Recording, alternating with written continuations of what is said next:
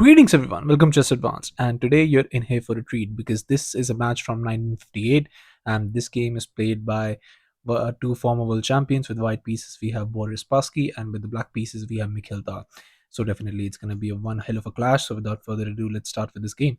And we have d4, knight to f6 and c4, and e6 we go for the Indian game, and we have knight to c3 but just bishop to b4. And now we shift to Nimzo Indian defense, and now we have this a3, bishop captures, b captures, and we have immediate c5 by Tal. And we have e3, but now just knight to c6, and here Spassky plays bishop to d3. Just obviously just developing those pieces, getting that castles in, and Tal is going to do the same. Here we have e5, just trying to mix it up, knight to e2, but now just we have e4. Now asking what are you going to do about that pawn. So here just bishop back to b1, just immediately falling back, also saying that maybe he won't be getting to connect those rooks. So here just b6, knight to g3, and just bishop back, bishop to a6. Now this pawn is threatened and it's going to be a little bit of trouble for Spassky to actually defend that. Here just f3, and here just bishop caps on c4 and just knight to f5. And here you have to be very much careful because here this knight to f5 was not the best of moves. In this position Spassky could have played this f caps on e4, and after castles now you play this bishop to a2 because this bishop is hindering your castling, and the longer you stay in the center these rooks are going to come in and it's going to be very difficult. So definitely Tal would have a great game, so you have to actually get that bishop or kick that bishop out, and obviously Tal is going to avoid that, so he would play bishop to a6, but now just c4. And here after c captures, now you play, now finally you castle, and now you could capture and grab another pawn, but that would just develop my bishop, so there is no point in it. So here just rook to e8, and now just e captures, and you have a massive pawn center. I mean, you could capture this.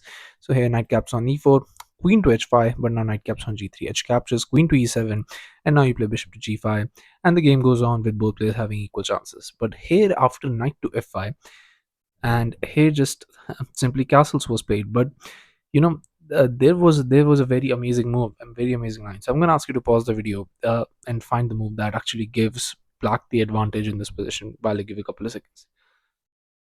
So congratulations to everyone who's able to find this move, and the move is actually not going for castlings but d5. Yes, you have to keep your king a little bit in the center, and that's not threatening anything because I mean white is not the one who's attacking here. I mean, with all these pieces here, black is the one attacking and black is the one who's going to do something. So instead of castling, why not just get that d5 in? And here after f captures, now you play this g6, pushing the knight back.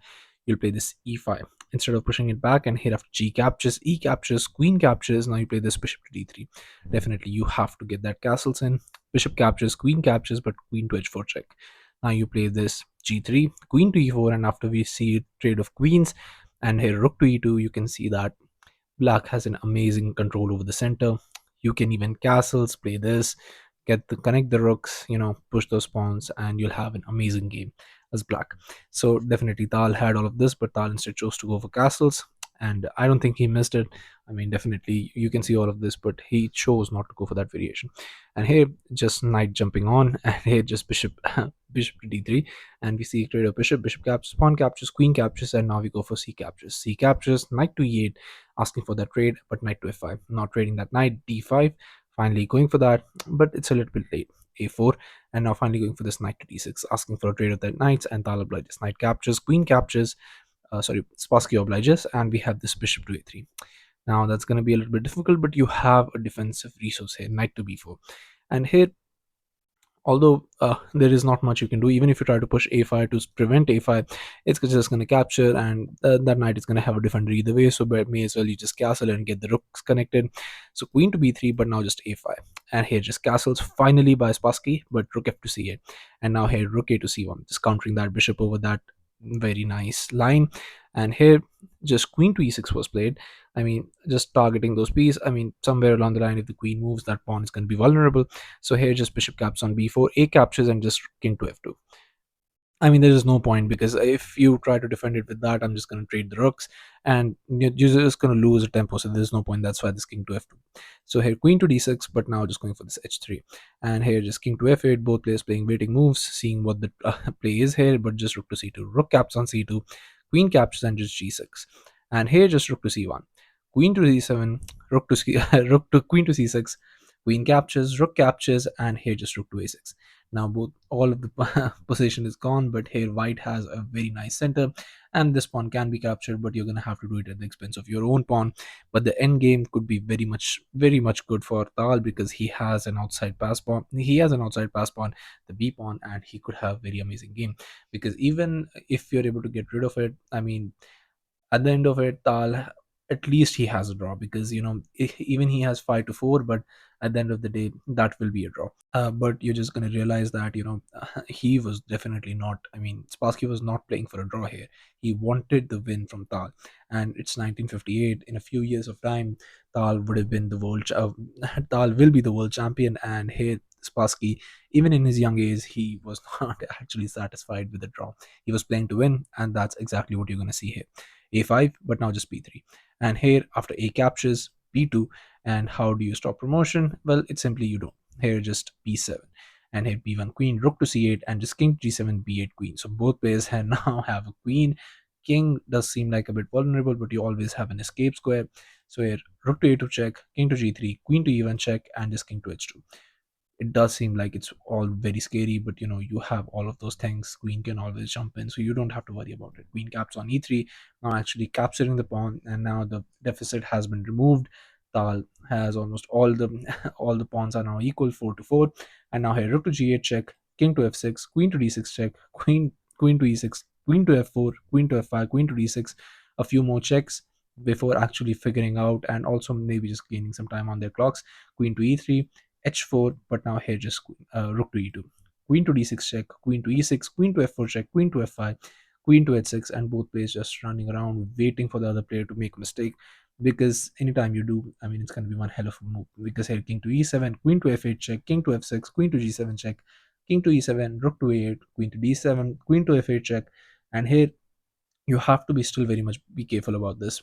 You cannot just go around pushing pawns, because if you do, there is a very amazing tactic and that could be, I mean, it's very difficult to spot. You're gonna have to see like 30 moves into the future, but these players are both grandmasters and they can do that.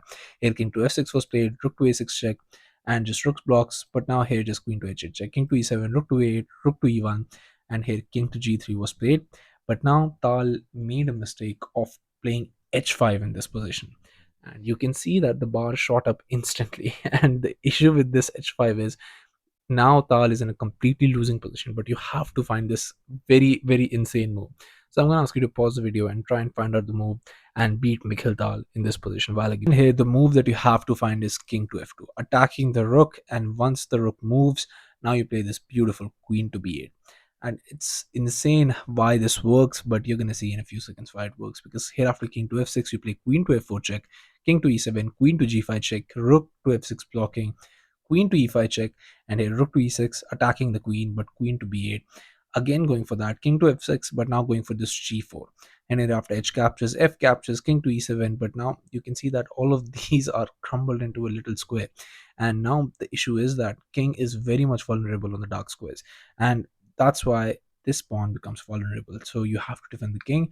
King to queen to f8 check, king to f6, queen to h8 checks, and king to e7, queen to f8 check again, king to f6, rook to a3. And now finally, the king is going to be very much vulnerable, because here rook to f3, but here, rook to e4, but now rook to f3 check, king to e6. And here, just push that pawn, take away that square, and now there's only just one dark square, and you can actually get checked on that. So you have to be very much careful. Queen to e7, asking for a queen trade, but definitely white is not going to trade the queens. Queen to c8, king to d6, and here queen to c5 check. And here, after king to d7, you just capture that with a check, king moves, and now you're up a pawn. And not only you're up a pawn, you're up a central pawn, with the king being scrambled in. And here, this check is going to come. You're going to have to be on the back foot for the entire game with an extra pawn, and Spassky is going to convert it to a win. But here, unfortunately for unfortunately for Spassky missed all of this. And actually, good news for Tal. Here, after rook to e6, rook to c8 was played, but this just completely takes away all the advantage. Rook to d6, again, you can see the bar shooting up, queen to f8. But I mean, finding all of this is just absolutely insane. Rook to e6, queen to h8 check, king to f5, and just queen to h6. And here, just king to f6, queen to h8 check, king to f5, rook to d8, and just queen to c6, rook to c8. And this is just annoying at this point. Here, queen to a6, king to g3, queen to d6 check, and here king moves, rook to e1. And now this all seems very scary, because now you can see that this is all very much translucent, so you have to be very much careful there. F4. But now here, how you win this, I mean, you can see that the bars shoot up in Tal's side, but you have to be very much careful here, because here rook to e1. But now here the move rook, rook to c2 just simply does not work. And why it does not work is because of queen to e6. And now you understand that here this looks very, very dangerous, because although black king cannot move in any of these squares, but you know that it's going to be very much difficult once the king moves. You're going to have to play some moves, and this king is just paralyzed here. Rook to f2, but now just rook to h1 check, king to g2 attacking the rook, but now just queen to e4 check. And here after rook to f3, king to g4, and now you can see that it's all very much troublesome, because if you capture this now, queen check, king moves, and king gets here, and this queen is not right now in time to actually stop the mate, and the mate will happen on this square, so you cannot capture the rook. So queen to c8 was tried, but now just f5, and it was on this move, on move 73, that Boris Spassky resigned the game, and Tal got this spectacular, spectacular victory. I mean, just if you, even if you look at this position, you can understand that how amazing the position is, because you cannot capture the rook, and your rook is pinned. This, you have an extra queen, but that queen cannot do anything. King on g4 is the one that is delivering, or going to be deliver the mate here. I mean, it's absolutely beautiful, and this just shows how much of a masterful and magician Tal was. So yeah, thank you all for watching. I'll be coming back with such amazing games with detailed analysis as much as I can, so stay tuned for that, and I'll be seeing you guys very, very soon. Thank you all.